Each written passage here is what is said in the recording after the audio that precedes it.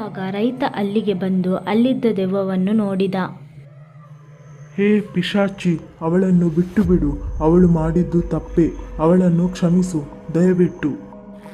ಆಗಲೇ ಅಲ್ಲಿಗೆ ಆ ದೆವ್ವದ ನಾಯಿ ಟಾಮಿ ಬಂದು ಅವನನ್ನು ತುಂಬ ಕಚ್ಚಲು ಶುರು ಮಾಡುತ್ತದೆ ಮತ್ತು ಅವನನ್ನು ಕೊಂದು ಅವನ ರಕ್ತವನ್ನು ಕುಡಿಯುತ್ತಿರುತ್ತದೆ. ಇತ್ತ ಆ ದೆವ್ವ ರೈತನ ಹೆಂಡತಿಯನ್ನು ಮರದ ಮೇಲೆ ಎತ್ಕೊಂಡು ಅವಳನ್ನು ಕೊಂದು ರಕ್ತವನ್ನು ಕುಡಿತಾ ಇತ್ತು.